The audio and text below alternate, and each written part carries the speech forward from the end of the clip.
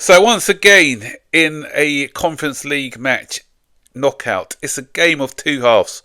Poor in the first, excellent in the second. So welcome to Legia Warsaw 0, Chelsea 3. Let's get into it.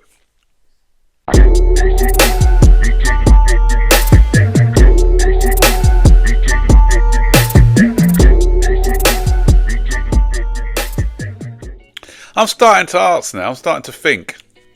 Does Maresca do this deliberately to make it out that he's a great tactician? I know I'm being cynical, but you know what I mean. This is the second time now in Europe that we've laboured in the first half, only to have a much improved second half and win the game. It's like he deliberately tells them to go out there and he play slow, ponderous, picks the wrong formation, picks the wrong lineup, makes the changes that he should have done in the first place in the first half, and then he comes out looking a genius in the second half because his tactical changes have changed the match and we win the game.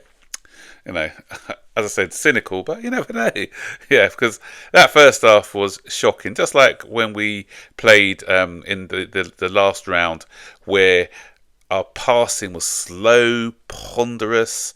And yesterday I watched the PSG play, and that brought back my joy of football. The way they passed the ball, vertical passing, and the wingers, one-on-one wingers, always looking to take on their man, and every pass, every thought was a forward pass, and getting to the byline, getting these crosses in or cutbacks. But today was the first half was the total opposite of what we saw yesterday.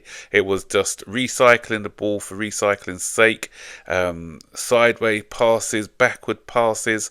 Our wingers afraid. Tyrique George, to be honest, he was trying to take on his man and trying to be positive, but what we saw from Jadon Sancho in that first half was somebody who just didn't want to take his man on, didn't want to go to the byline, was happy just to pass the ball back, reset and circulate it, as I said, back into the middle.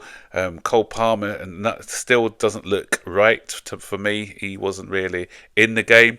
And then having Nkunku as a striker, that experiment has never worked. So I don't know why he keeps doing it. Again, as I said, I go back to what I said before. Is it to do those tactical changes and make himself look good? I don't know, because that's what other explanation can you have for playing Nkunku as a false nine or a number 9 or whatever? He doesn't look comfortable in that position, doesn't work, and we did we ever think? Yeah, we had one shot. It took us 33 minutes before we had a shot on target, which came courtesy of a nice curling effort by Dewsbury Hall, which the goalkeeper did well to save.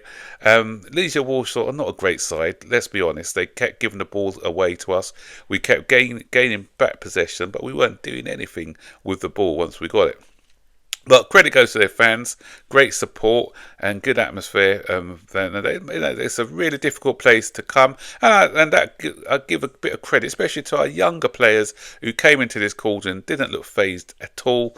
And this reminds me of a few years ago when we went to Galatasaray, and I was in Turkey, and the Galatasaray fans said, "Oh, you ain't going to be able to handle our atmosphere, and we're going to beat you." And I said, "Yeah, I don't think so," because we had people like Dennis Wise back then and Gus Poyet and things, and we went over there and beat them 5-0. There you go. But this is a young side, so this was a test for them, and fair play to them. And they are coming of age in matches like this, and none other than Anjan Pong. Why he doesn't get more games, I don't know. This guy, he looks so mature, and he played in a couple of positions. He started as a right back. Did well in that position, and in the second half he moved into midfield when Reece James came off. Did excellent in that position, so he can play in that. If you want to play more of an inverted role as a fullback, I think he'll probably do a better job than Mail Augusto, to be honest. So I don't know why he hasn't had more games. He doesn't look phased in any of the games I saw him. With a bit of game time, he can get better, because obviously he's lacking that experience. But as he plays more and more games and gets more confidence, then that's a player on our hands. So we got to develop him properly, because we can't lose this guy. He's going to be a gem in a few years' time. That's my prediction.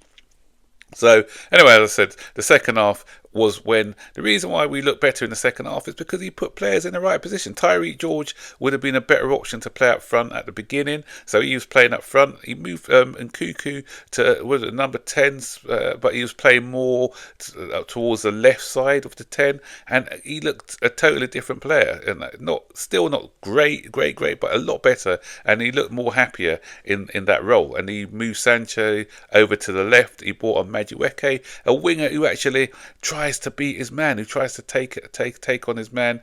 And we were moving the ball a lot quicker. So it's not rocket science, guys. We move the ball a lot quicker, play players in their right position where they're comfortable, and hey presto, we changed the game and we look a lot better. As I said, the first goal, I'm really pleased for Tyrique George. He's been on the cusp of getting a goal for a while for us, and a shot by Reece James, he got the rebound, and this is what it means to him. That's why I'm saying we need players with Chelsea DNA in the side as well, because these guys get it. They know what it's like to play for Chelsea, and he was so chuffed to score his first goal for us, and he was showing more energy than Nkuku was showing in that position. And as I said, our play looked a lot more fluent. And then Sancho's done something which he hasn't done for about 10, 15 games. Actually done an assist. Two good assists and a good finish. First one by Madueke, gave the goalkeeper the eyes and knocked it in. And the other one, he just got on the end of a cross by another cross by Jadon Sancho. But as I said, a lot stronger in that second half. Better possession, quicker passing, and we got the desired result. And now 3-0 is one leg, I'd say more than one and a half legs into the semi-final.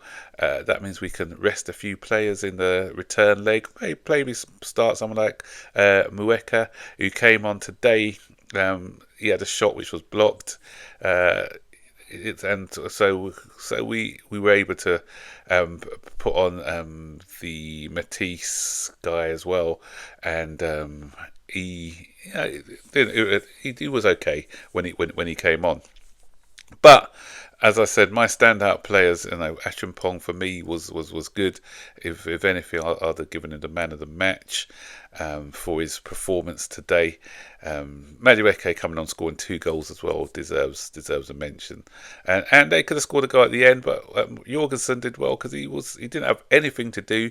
Right at the end, he had to make a save, and that's what happens when as a goalkeeper, you have to keep your concentration right until the end, and that's what he did today. So so it looks like the semi-final is there, ready.